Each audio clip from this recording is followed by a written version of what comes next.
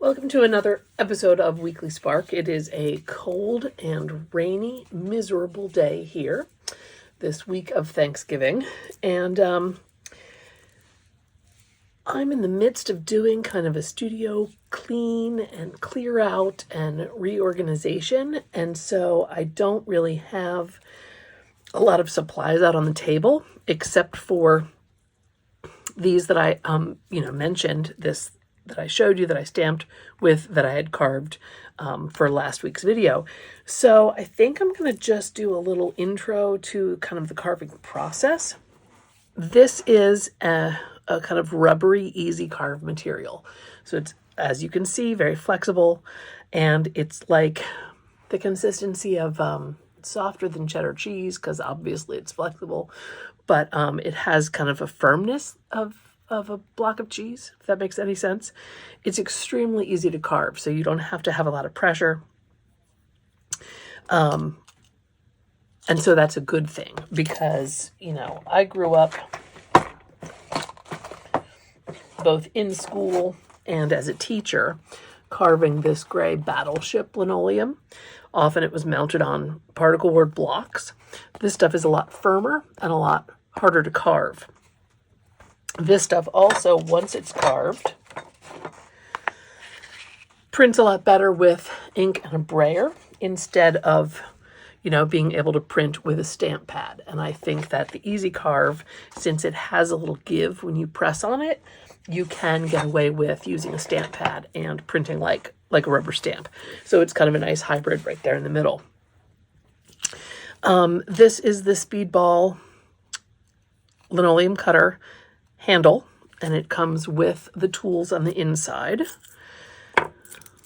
The sets usually come with this knife, which is great for kind of incising the lines when you're carving the really hard linoleum, break the surface and give you a cleaner cut. I don't use that for the Easy Carve, but there are different shapes to the gouges. There's this tiniest little V shape, so that's a good outliner. There's a deeper V shape.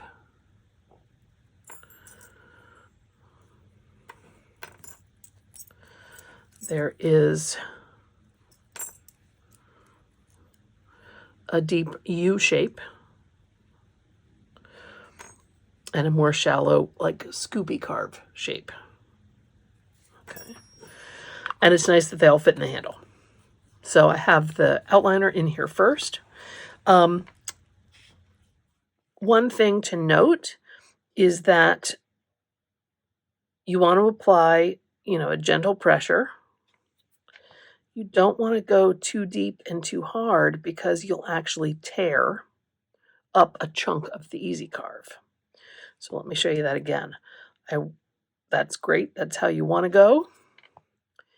And if I go too deep with this tool, well, there we go. It's not going to give me a line. It's tearing out a chunk. If I want to go deeper, put in a different tool. Different tip, different carving tip. Okay.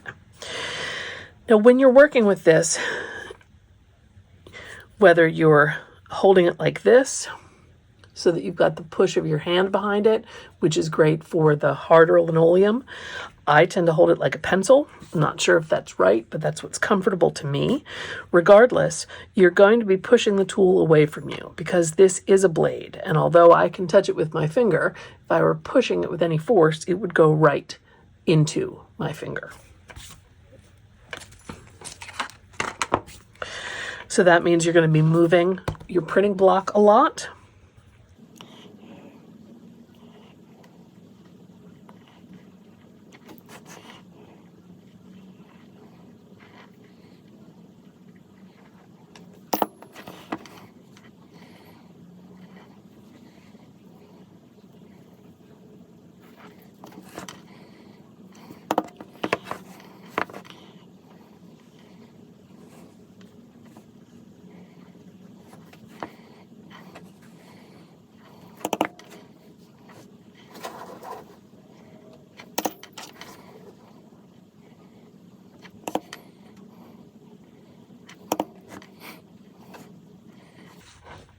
If you're doing a more complex design, it can be really helpful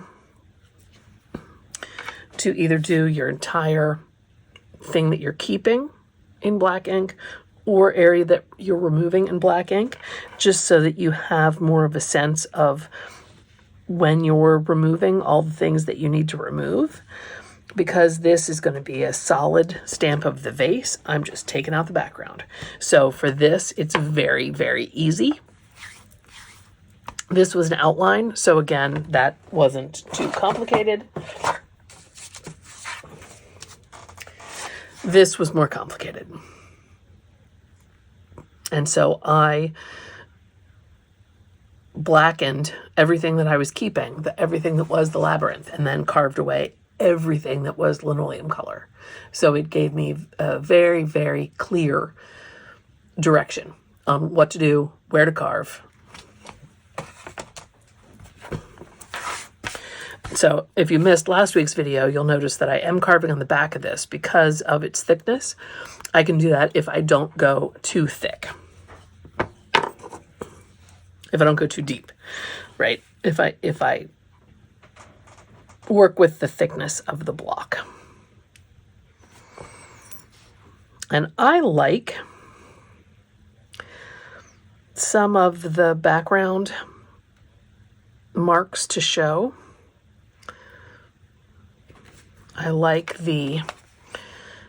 you can see here, this has a swirl carved into it on purpose, but I've gone in kind of concentric lines, because then if some of those lines are raised up, anything that you see black on here was raised up enough to print.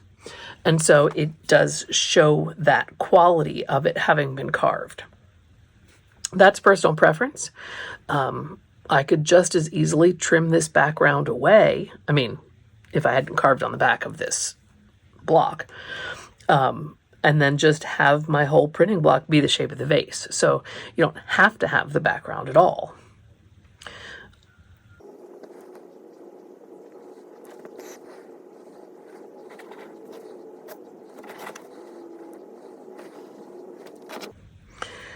When I've gone over everything once, I can take a piece of thin paper and a crayon and lay that down and do a rubbing to see what is too raised up, what still needs to be carved. Or I could just grab a stamp pad and actually do a little test print.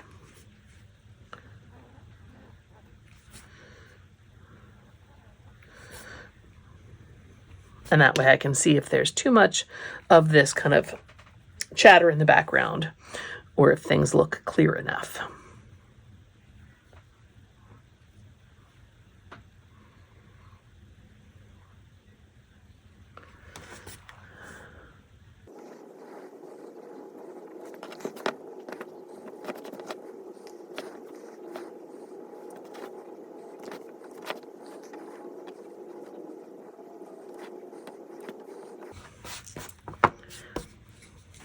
When you're switching the tips, this kind of collet unscrews.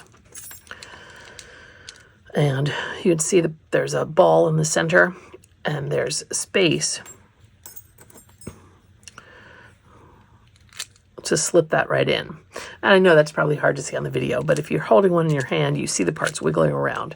It goes right in there and gets tightened. So it is extremely easy. And these speedball cutting handles and blades can be found probably even at your Michaels or AC Moore. I know my local Jerry's Artorama carries them. Of course, online at Dick Blick. So they're everywhere. They're inexpensive, a great tool to start with. You don't need to buy any expensive or fancy gouges and cutters when you're just starting out, if you're trying to see if you even like this, or ever. As long as you get replacement tips, if they get too dull, then you could use these forever.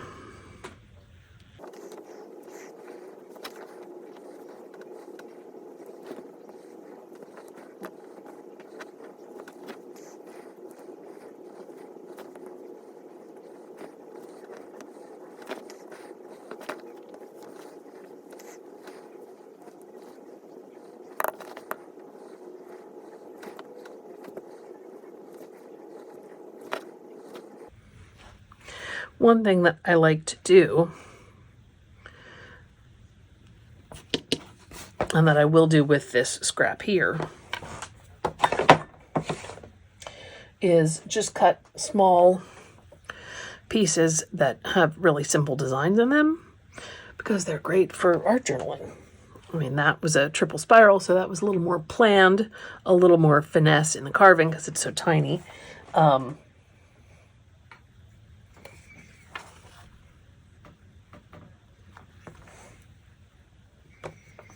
You know, a moon. It's a motif I use quite a bit.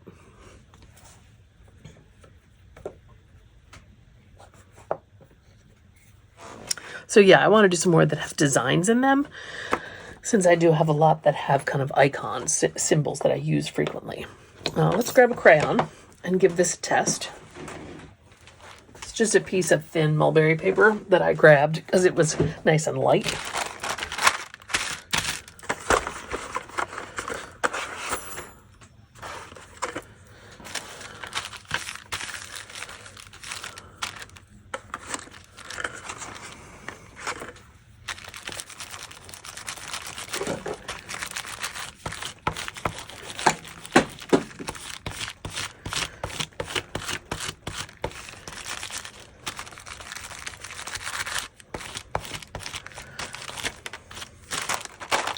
Yeah, let's go ahead and grab a stamp pad, because that doesn't give you quite the same kind of accurate sense of what's been carved and what hasn't.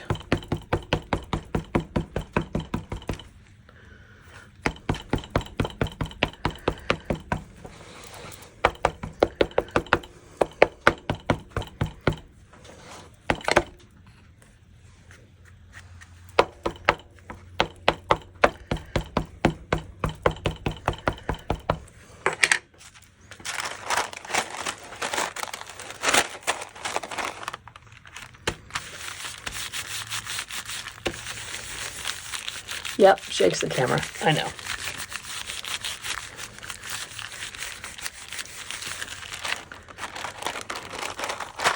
Okay, so here you can see what I was talking about with that kind of chatter in the background.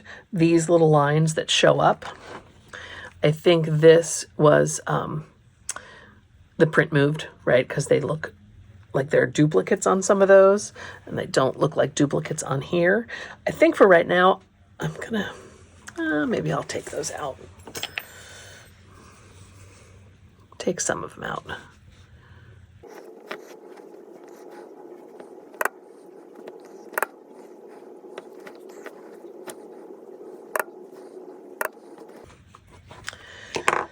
All right, so, I mean, that's basically it. We're going to try one more thing before we call this.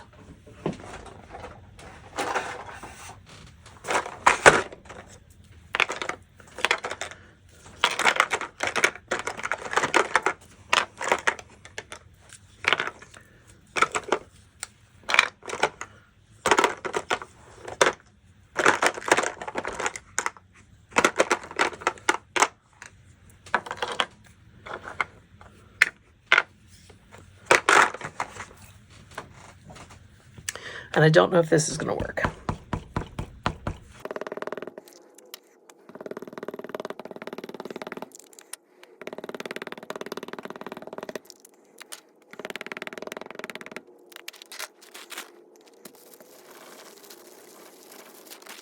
It kind of did. The black and brown were a little bit not as juicy, but the greens worked. So kind of using the small stamp pads, getting different tones in the piece, that's going to be fun to play with. So that's it. I mean, yes, I did speed up some of the carving bits of the video, but essentially that was in real time. And, you know, what was that, half an hour? Half an hour real time for me. So you can see that it is quick and easy, pretty satisfying. And just going to see how this cleans up with baby wipe. Those were archival inks, so I wasn't worried about them reactivating and mixing with whatever I put on this next, but I just thought I'd give it a little clean. yeah, so now I have options. I could print this in white and then print this over top of it in gray. I could print this in, dark green and then do different designs of the vase inside. I could print this in archival stamp pad that would be waterproof, and then I could watercolor inside. That's really what I wanted to play with, having the outline. So there are quite a few options. This may be where I'm still playing with this next week, but for right now, thank you for tuning in to this episode of Weekly Spark, and feel free to subscribe, hit the bell, all the YouTube things. Otherwise, I will see you same time, same channel next week for another episode. Thanks for tuning in. Have a good afternoon. And, curl up with a cup of tea and a cat or a dog. It's a gray, rainy day today. So take care. Bye-bye.